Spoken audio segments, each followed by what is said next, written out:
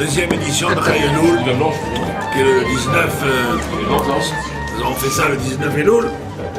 Chayeloul était Shabbat.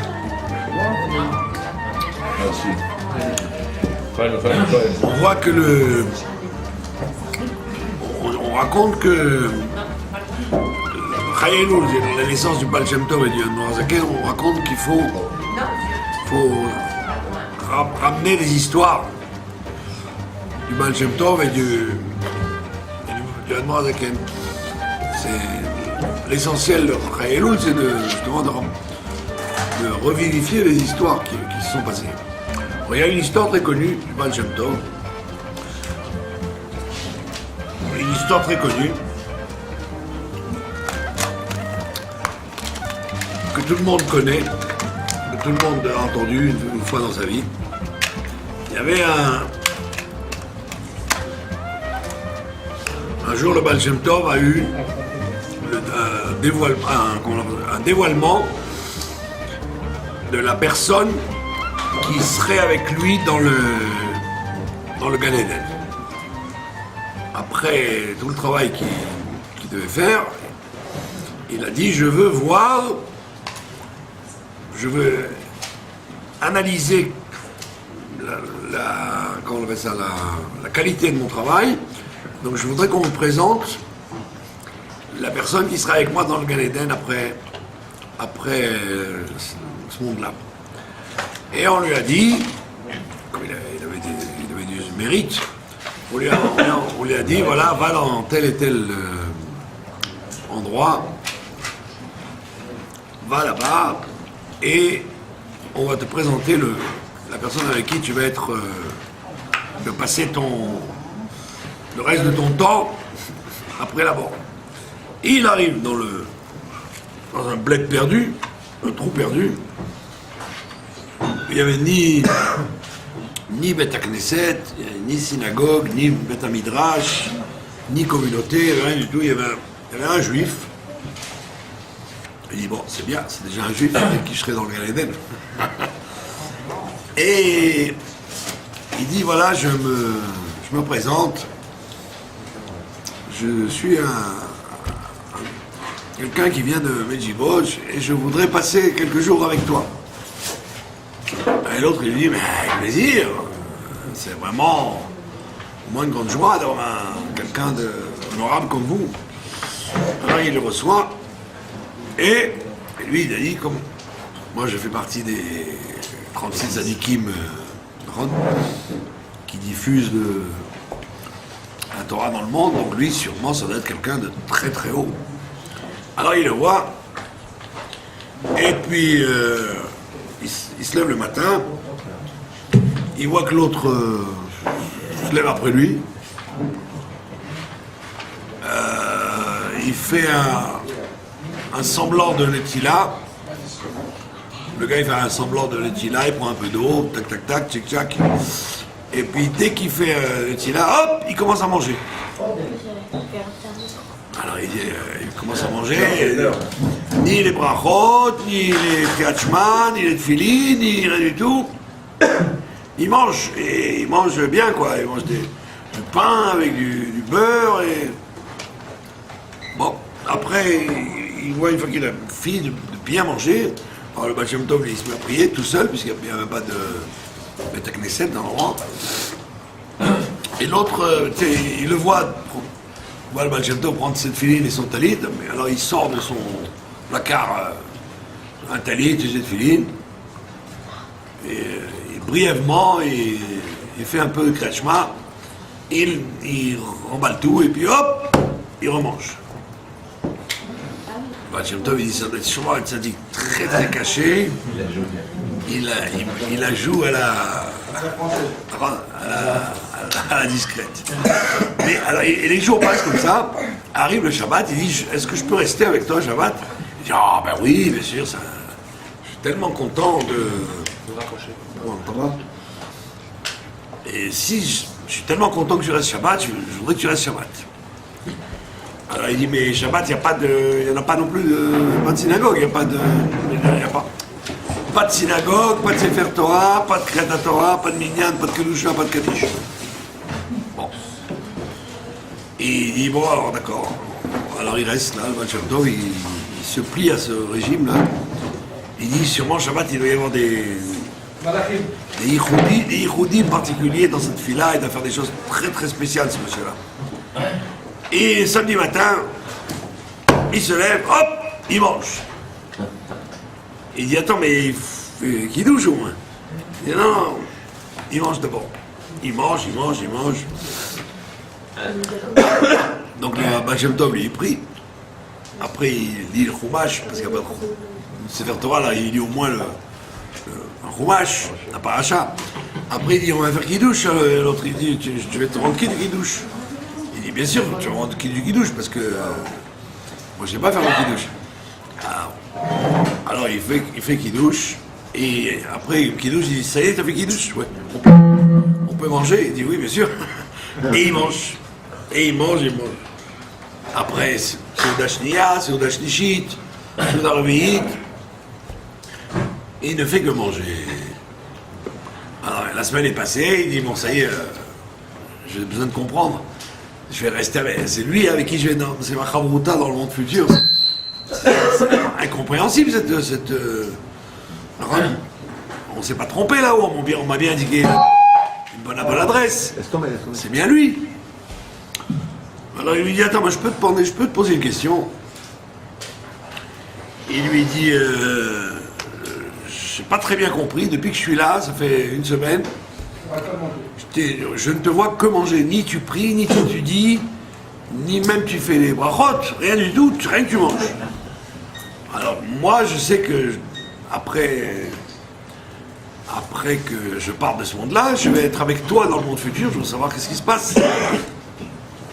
Alors il dit, ben rien du tout, il se passe rien. Il dit, mais oui, mais pourquoi tu manges tout le temps comme ça? Il n'y a même pas de brachot, il n'y a rien chez toi.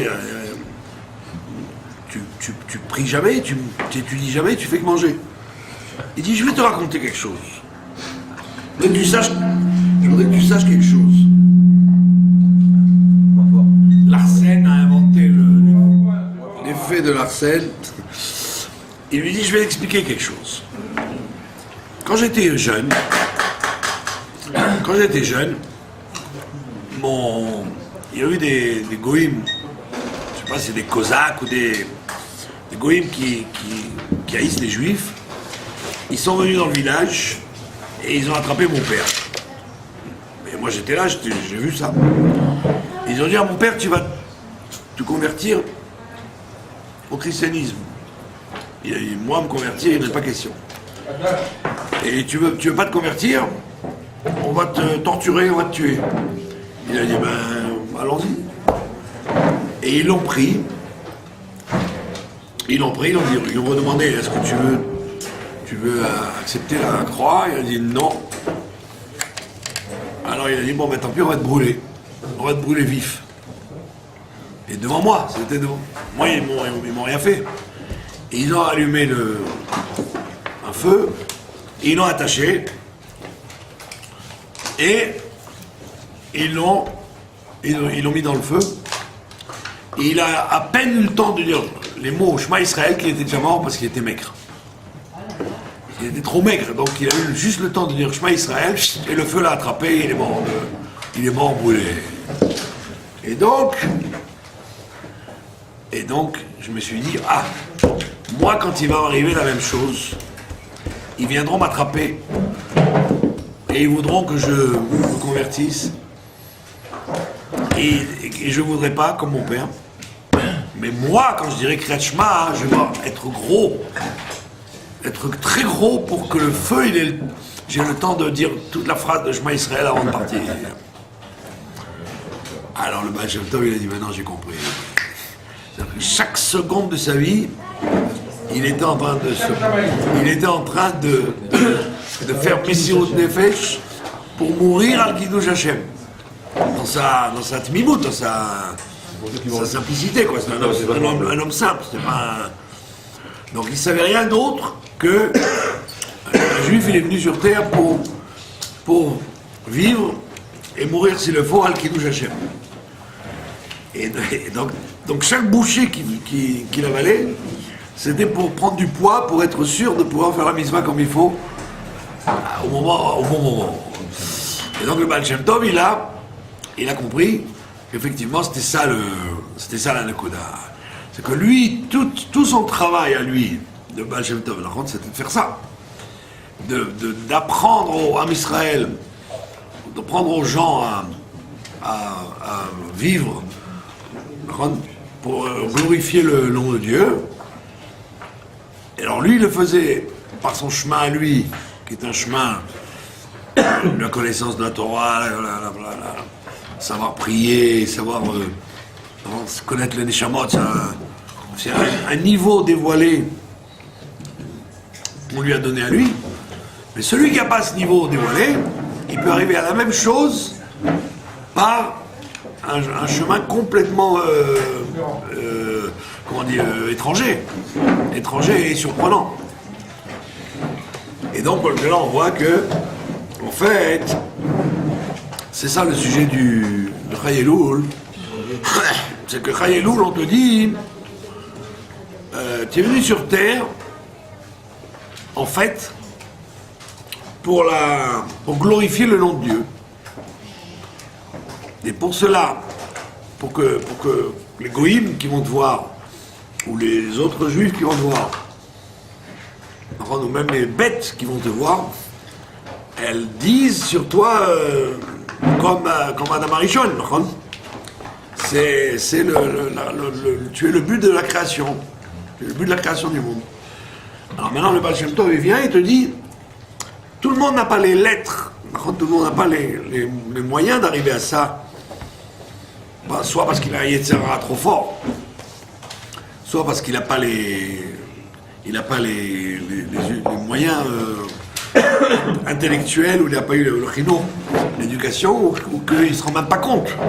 Très souvent, l'homme ne se rend même pas compte pourquoi il est venu sur Terre. Il croit qu'il se perd dans les emtsaïm, dans les moyens, au lieu d'arriver au but. Et donc il s'attrape sans arrêt aux moyens, et il a beaucoup de mal à attraper le but. Très souvent il croit que ce qu'il fait c'est un but, alors qu'en réalité ce n'est qu'un moyen. Et même les dirigeants qui sont censés lui donner la route, ils ne lui donnent pas cette route, ils le trompent en plus en lui faisant croire que les moyens qu'eux ils ont choisis, c'est aussi les moyens que lui doit choisir, alors qu'en réalité il loupe le but. Alors vient le Baal Shem Tov, il te dit, sache que le moyen importe peu, ce qui compte c'est que quelqu'un qui va te voir, il va dire, lui il est la raison d'être du monde. Quand je le vois lui, je sais qu'il y a un créateur, et je sais qu'il y a une raison d'être au monde. Et donc c'est pour ça que quand on vit dans la confusion d'aujourd'hui, en Israël, il est censé être dire au monde, vous savez, c'est nous comment on appelle ça, le phare. C'est nous le phare qu'il faut regarder pour dire le monde doit aller vers ça. Et le Baal Shem Tov, il te dit quelquefois, c'est pas toujours les gens qui ont les lettres et qui ont les mots et qui ont le sechel qui sont les plus habilités à faire ce travail-là. La preuve, c'est que sa chavruta dans le monde futur, il a attrapé l'essence des choses, alors qu'il n'avait aucun moyen pour l'exprimer. Donc cette histoire, elle est très forte, parce qu'en vérité, elle démontre que tu peux être complètement différent du système, de l'establishment, et d'arriver au point exact qui est la création de l'homme. Pourquoi tu es venu sur Terre? Oh, ya, ya, ya.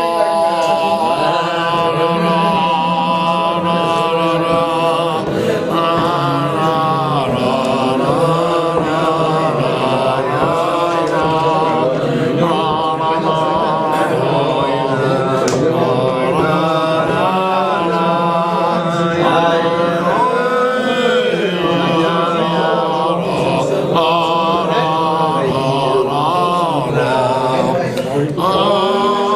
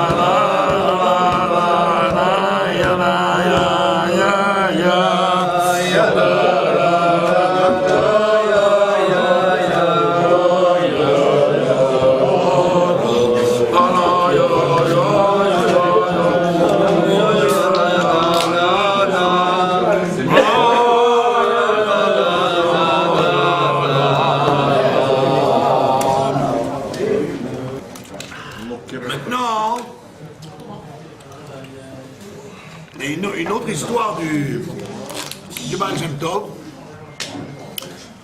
À l'instant, j'ai dit, dommage qu'ils ne sont pas venus, il est rentré. Il y a une autre histoire du Baal Shem Tov, qui est en vérité pas une histoire, qui est un comment on appelle ça, un témoignage. Il y avait un très grand rave, au temps du Baal Shem Tov, qui aurait dû être son héritier. L'héritier du Baal Shem Tov, le remplaçant du Baal Shem Tov, il aurait dû être Rabbi Yaakov Yosef de Polnoï. Yaakov Yosef à Cohen et Polnoï. Polonier. Et il était très très anti-chassidique au début. Ouais. C'était un très très grand talmudiste, très très grand, il connaissait bien la pensée juive, le Kuzari, le Maharal, etc. Plus le Talmud, mais il ne supportait pas le derer qu'il avait entendu, le chemin du Baal Shem Tov, cette façon de parler aux gens simples, etc. Un jour vient, il a été à, je ne sais pas si c'était dans la ville de Medjiboj à l'époque, il arrive dans une grande ville, et il est très connu comme étant un grand Talmid Chacham et un grand Rav Mosek. Il arrive dans la ville et il dit il rentre dans la choule, au petit matin comme ça, et il voit que la choule est vide. Alors il demande au Shamash, il dit, qu'est-ce que c'est que cette communauté-là, la grande choule de la ville, elle est vide. Où ils sont tous les gens? Alors il dit, ils sont au marché. Au marché. Il dit, ils sont au marché déjà, alors que c'est l'heure de la tefila maintenant. Comment ils peuvent être au marché? Ils n'ont pas prié encore. Il dit non, ils ne sont pas au marché pour faire des affaires. Ils sont au marché parce qu'il y a quelqu'un là-bas qui raconte des histoires. Et tout le monde veut écouter ces histoires, donc tout le monde a été là-bas au marché. Il dit au Shamash, il dit, tu vas au marché et tu me ramènes ce raconteur d'histoire immédiatement. Comment il a pu annuler le temps de la tefila? Bon, mais c'était pas le temps de la tefila, c'était que le net. C'était le lever du jour, le soleil, à peine. Mais pour lui, le soleil est arrivé, il faut prier.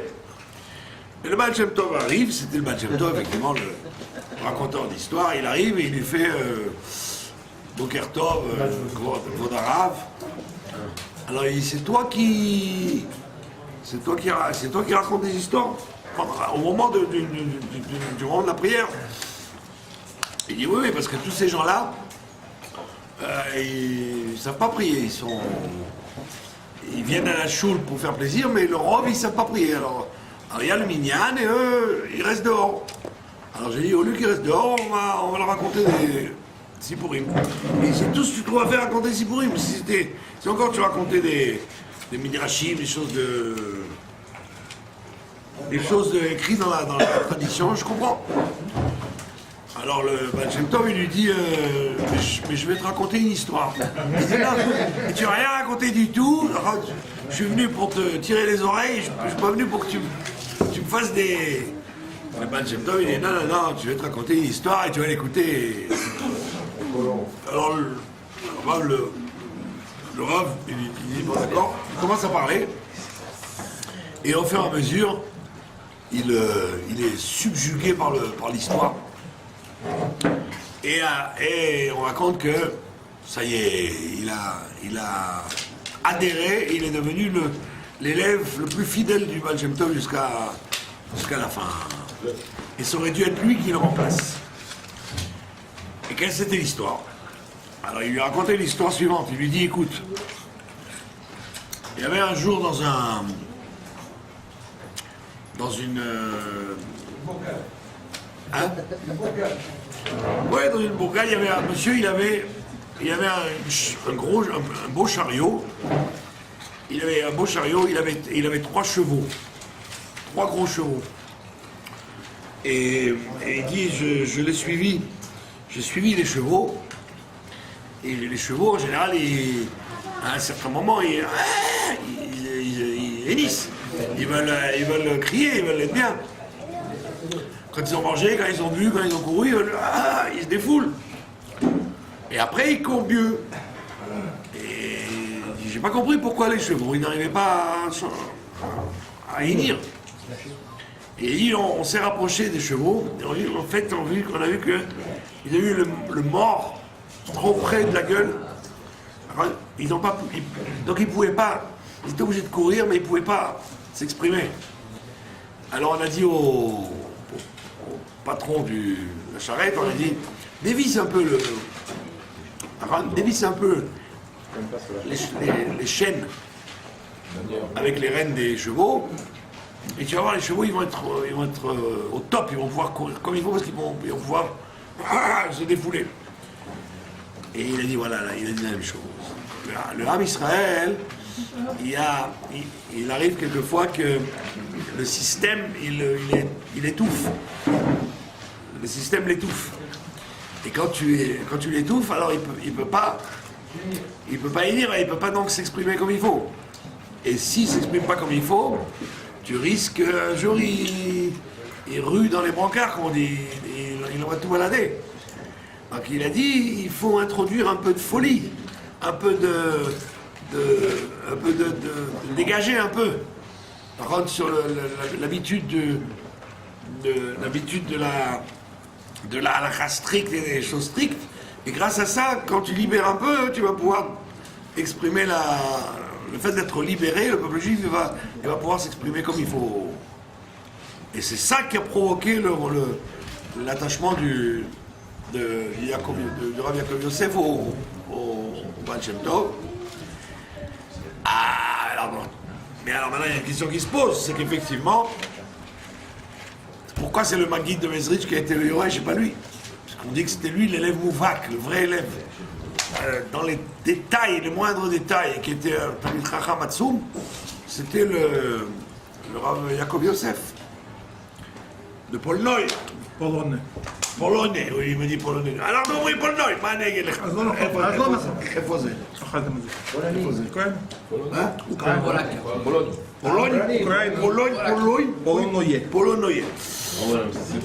פולוניה. C'est le Ham qui trouvait. Mais alors on demande pourquoi c'est lui qui a... Pourquoi c'est le Maguid qui a été le remplaçant le successeur du Maguid, du Baal Shem Tov, et c'est lui qui a ouvert la Chevaya Kadisha, etc., des élèves. Alors pourquoi c'est pas le Rav Yaakov Yosef de Polonoye? Alors en fait c'est parce que la réponse officielle, c'est parce que le Rav le Maguid, il était charismatique. Il était charismatique. Il avait l'air d'un manik, d'un dirigeant. Führer. Il avait l'air d'un dirigeant, alors que le Rav Yaakov Yosef, c'était un idéaliste, quelqu'un qui ne sacrifiait jamais pour rien au monde. Et donc ça veut dire qu'en fait, officiellement, ça ne pouvait. Et c'est en plus comme il était d'une humilité extraordinaire. D'une humilité extraordinaire, il a laissé son collègue Maguid le remplacer. Hein? Colérique. Oui, comme les Kohanim. Mais et donc il était trop amitié, il ne pouvait pas remplacer. Donc maintenant la question qui se passe. En plus, il était extrêmement. À cause de cette histoire-là, il a compris qu'il allait falloir lâcher du lest si tu veux diriger, si tu veux que le Ham Israël il tienne la route jusqu'à l'avenue du Mashiach, il faut le libérer des contraintes de l'orthodoxie extrême. Et donc, lui, il n'était pas l'homme qu'il faut parce qu'il aurait donné une liberté trop forte. Et la liberté trop forte, elle est valable que pour les hommes libres. Mais la plupart des hommes, ils sont esclaves, ils ont besoin de rigueur. Comme le rabbi, comme par exemple le rabbi, il aime pas les spitz rabat. Les gens, les spitz, c'est-à-dire ceux qui font tout comme il faut, bien comme il faut. Quand il parle de ça, il rigole. Ouais, il dit, les spitz, c'est-à-dire les gens qui essaient de faire tout comme il faut. Faire tout comme il faut, qui ne prennent que la lettre et jamais l'esprit. La lettre, elle est comme ça, il faut faire comme ça. L'esprit, tu t'en fiches. Non, ce qui compte, c'est la lettre. Et donc on arrive à une situation d'un embourgeoisement. Et on voit qu'aujourd'hui, par exemple, la chassidoute, toutes les chassidouillotes, c'est des chassidouillotes embourgeoisées. Elles ont leur klalim, leur bien défini, etc. Donc ça veut dire qu'on n'est pas du tout dans la chassidoute. Il n'y a plus rien à voir avec la chassidoute. Toutes les chassidouillotes n'ont plus rien à voir avec la chassidoute. Pourquoi? Parce que le rôle des êtres humains, ils ont besoin de structure, même si ça les étouffe, parce qu'ils sont comme ça, ils sont esclaves. Et les hommes libres, alors tu leur dis, bon, un homme libre, il peut se permettre de sortir de la forme, parce qu'il garde pas le fond. Donc c'est pour ça que lui, Rabbi Yaakov Yosef, il ne pouvait pas être le manique, parce qu'il aurait été trop capable d'un jour à l'autre de passer d'un style à un autre style, et ça ne peut pas marcher comme ça. Il faut qu'il y ait une discipline militaire d'imbécile pour que le système y marche. Et donc le rabbi a accepté qu'il y ait des spitz, et c'est eux qui dirigent tout. C'est eux qui dirigent tout, alors que c'est ridicule, c'est pas du tout la chassidoute. Mais on est là obligé de les prendre, sinon ce serait comment on appelle ça, le relâchement total, la chioli, comme disait, la débandade. Et c'est un peu le problème qu'il y a eu chez Breslev, du fait que chez Breslev, il n'y a pas de rabbanim, il n'y a pas de noussach, il n'y a pas de minag, on fait ce qu'on veut. C'est la liberté totale. Alors, la liberté totale, quand tu n'es pas un homme libre, ça devient un peu la débandade. Donc c'est pour ça que le Rabbi Yaakov Yosef, lui, c'est ça qui l'a attiré au fait que les chevaux, on a besoin de les lâcher un peu pour qu'ils puissent être des vrais chevaux. Sinon, ils ne courent pas comme il faut. Chaim.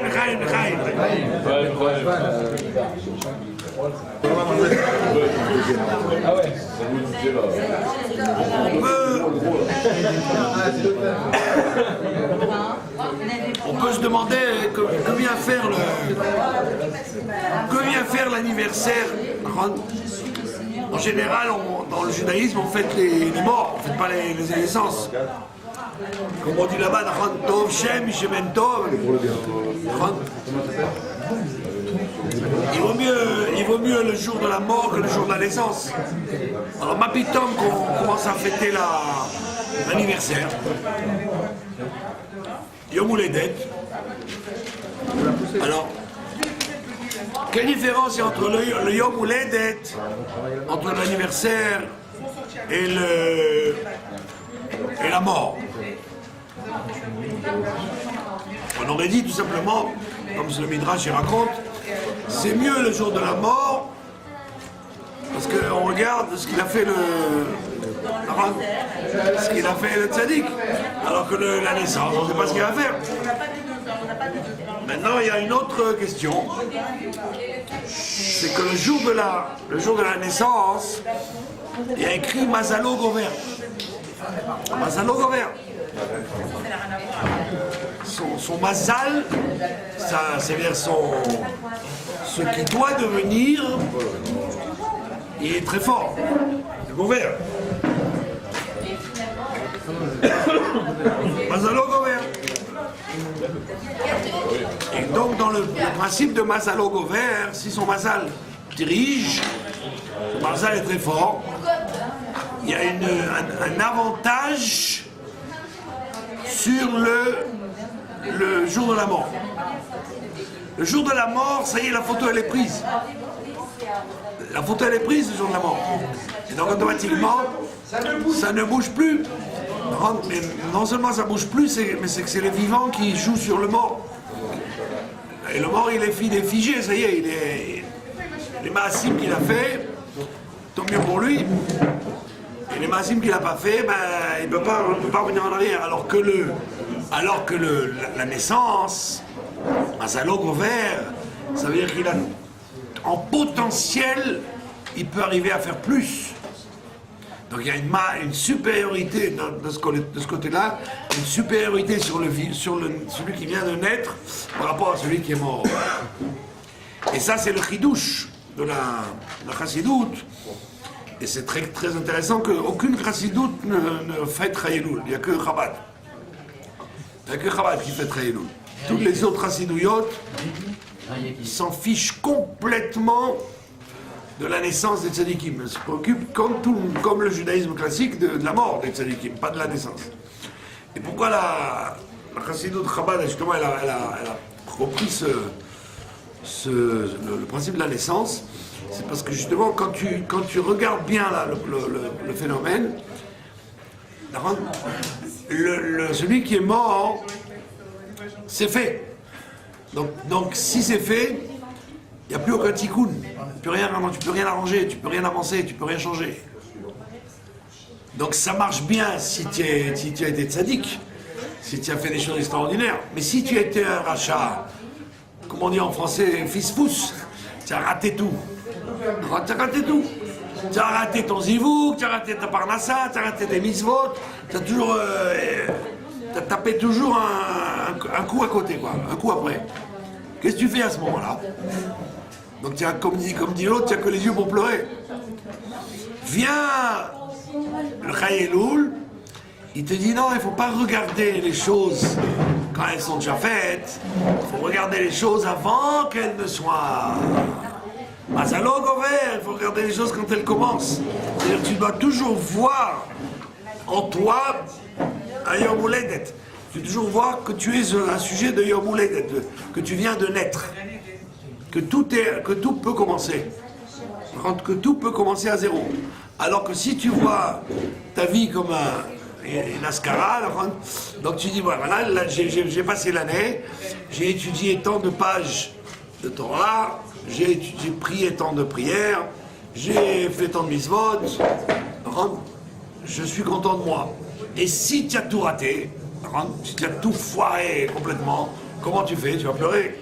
Oui, tu vas pleurer. Eh bien, la chassidoute, elle te dit non. C'est une ashkafa des choses de voir que ce qui s'est passé et que c'est dur à réparer. Ne vois pas qu'il y a à réparer, vois que tout commence. Quand tout commence, un enfant, il n'a rien à réparer, il commence. Il n'a pas de tikkun. Il a une asiya, on attend de lui qu'il fasse quelque chose, pas qu'il répare. Cette notion de tikkun, elle vient que s'il y a quelque chose qui a été abîmé. Gilgoulim, etc. Mais lui, il vient d'arriver. Et donc tu dois te voir tout le temps dans une façon de houledet, de naissance. Donc ça change complètement la shkafatola, mais c'est ça le chidouche de Chayeloul.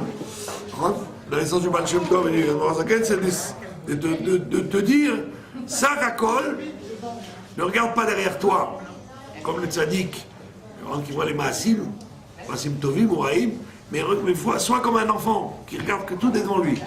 Et que quand tu viens d'arriver, tu as tout dans les mains. Le monde est en tes mains. Et donc ça, c'est très optimiste. C'est optimiste et c'est vrai.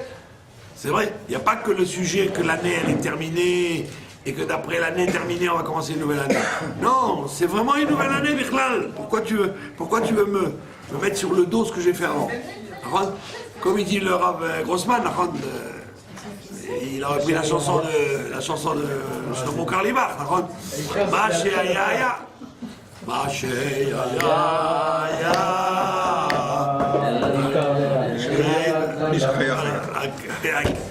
C'est la trille matrale. L'essentiel, c'est de commencer à zéro.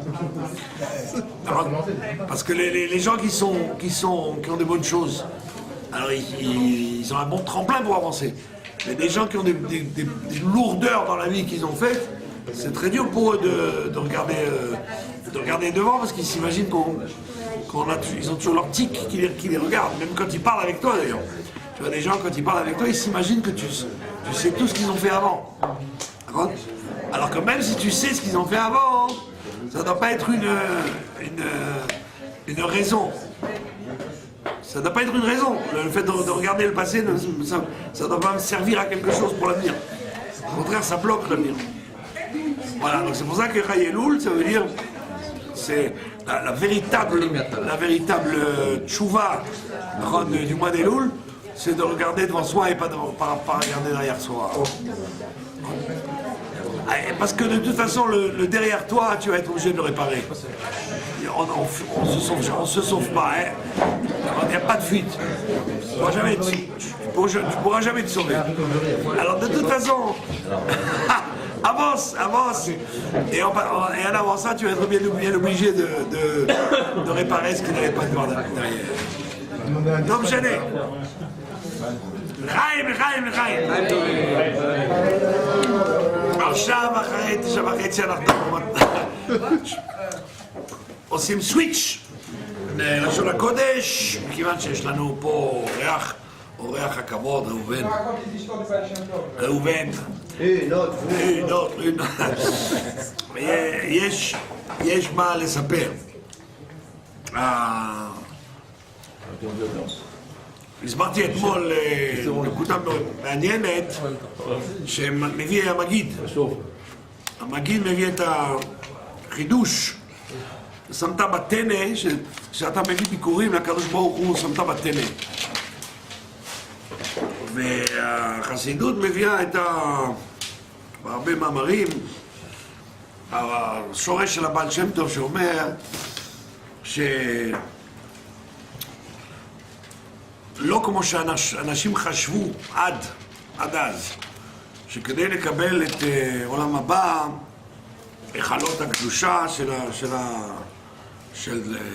של הגן עדן, היה צריך להיות תלמיד חכם ובעל תפילה, בעל מעשים טובים, ורוב האנשים היו חושבים שהם מגיע להם גיהינום, כעיקרון.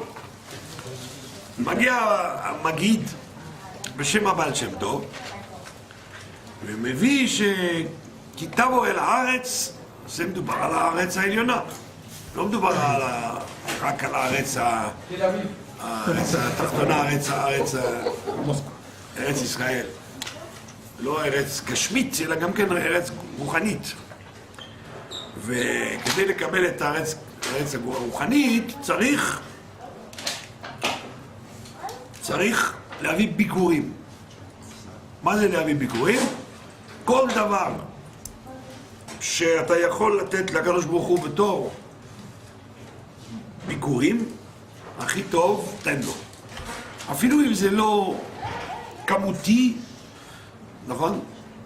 מבחינת האיכות זה מה שקובע. זאת אומרת שבן אדם יכול להיות שהוא לא יודע להתפלל. להתפלל זה פונקציה, זה תפקיד מאוד מאוד קשה. להתפלל זה הרבה יותר קשה מללמוד, או מלפעול. תפילה זה המצווה הכי קשה. אם אתה כמובן סובר, אם אתה סובר כמו הרמב"ם, שתפילה זה בקשת צרכיו, ולאדם מבקש את צרכיו, אז אוקיי, אתה חייב, נכון, כל יום נבקש, נכון? סלח לנו, רופא חולה, ברך השנים, אתה מבקש דברים, אתה מקבל. זה מצווה. אבל למי שאין לו כלום לבקש, התפילה היא הופכת לא להיות בקשת צרכיו, אלא תפילה לשון התופל כלי חרס. אתה רוצה להתקשרות עם הקדוש ברוך הוא. ולהעלות את הסולם של התפילה, נכון, 4 שליבות של הסולם, מעודו, ברוך שמה, זה התקשרות. זה התקשרות, זה דקות. זה מאוד קשה. נכון? היום למשל יש הרבה אנשים שעושים סליחות, נכון? אתה חושב שאנשים מתדבקים לקדוש ברוך הוא? הם אוהבים את המנגינה של הרב אלבז, נכון, אוהבים מנגינות, אבל הם יכולים לחשוב שהם ממש נמצאים לפני הקדוש ברוך הוא. זה סתם, החכמים, והם חשבו אתה יודע מה? תכניס מנגינות כדי שאנשים יבואו לסליחות. אבל אם אתה עושה סתם דבקות, יהיה רק דבקות. מי? האנשים דבקים למיטה שלהם, נכון? נכון? אם אתה לא מכניס דברים של אקשן, נכון? תענוג, אנשים לא אכפת להם, תפילה זה הכי קשה. בגלל זה, נכון? בגלל זה בא הבעל שם טוב אומר, ביקורים זה לאו דווקא דברים איכותיים, דברים כמותיים. אתה יכול איכותית, אם אתה לא יכול כמותית. אז מה זה איכות? מה זה איכות? אז לפחות בתפילה, אל תדבר דברי חול בתפילה. אתה לא יכול לעלות בתפילה, אבל לפחות אל תגיד דברי חול. תגיד את המילים של התפילה. תעשה כמו קוף. תחזור על מילה במילה, בלי להסתובב ולטייל בכל מיני מקומות. תגיד את המילים. זה הביקורים שלך. נכון? סיפרתי לכם פעם, היה בית הכנסת בפריז שהיו חסידים. וזה היה ממש כמו שוק מחנה יהודה. זאת אומרת, אתה היית יכול להיכנס מהודו עד סוף התפילה, כולל קריאת התורה, זה היה מפטפט, מילה במילה, כל התפילה. אז היה לי חבר שהוא היה בעל קורא שם.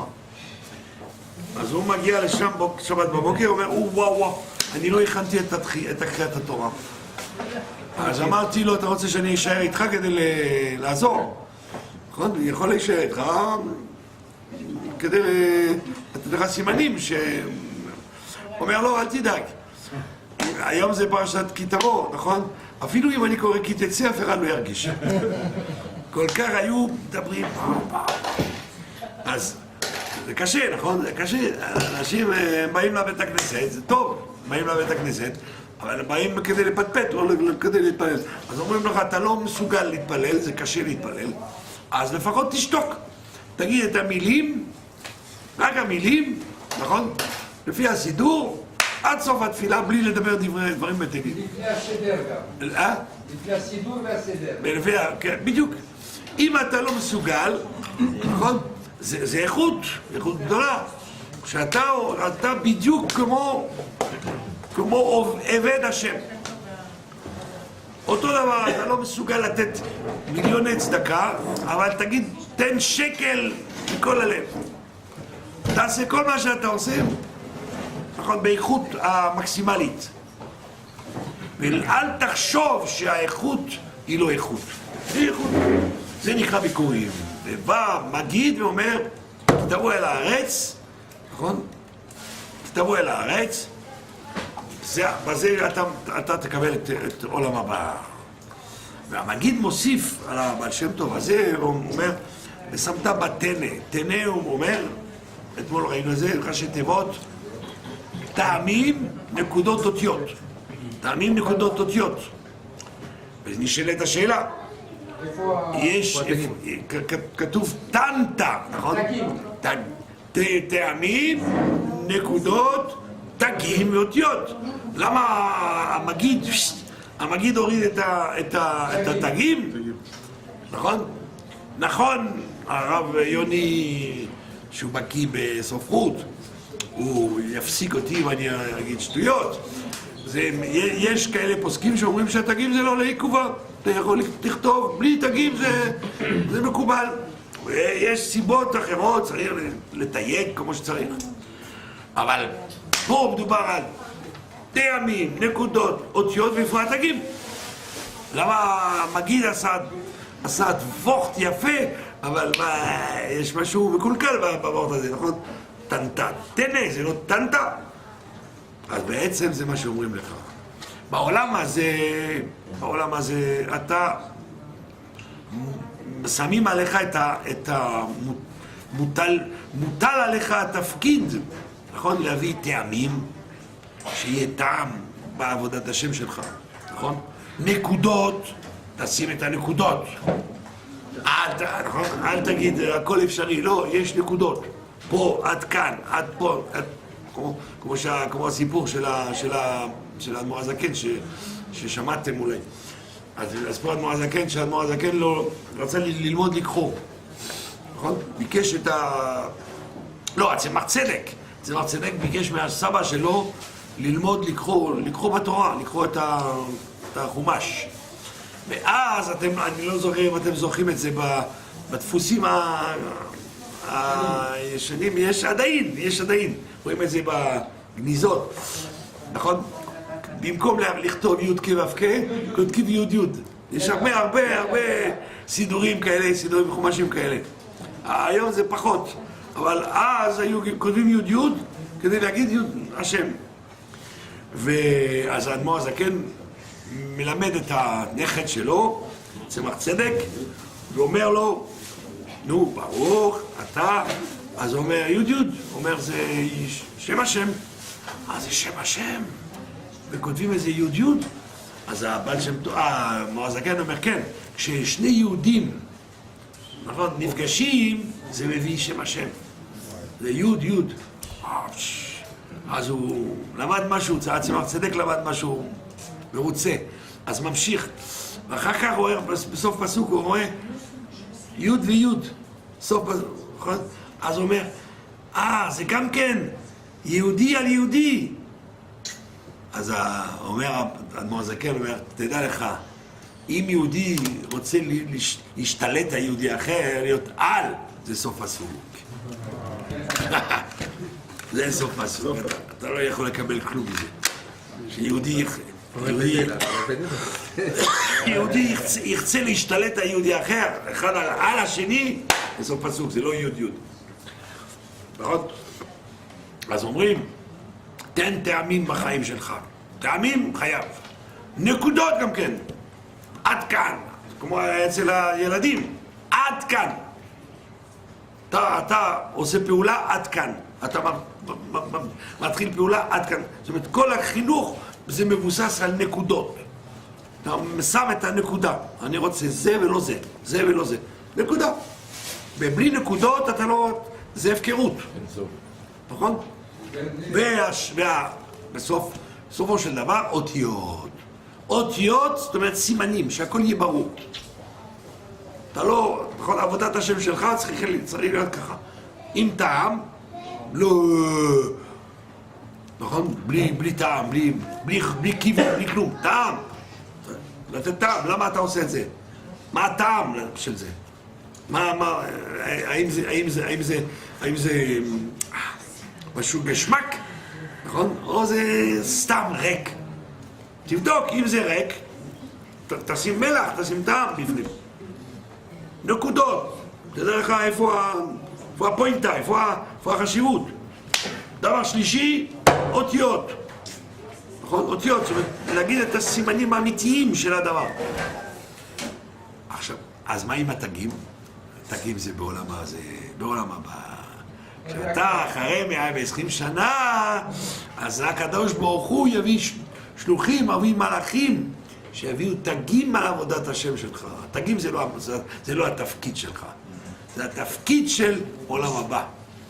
על זה אתה תקבל תגים, או אתה תהיה מלך, או תהיה בלי מלכות.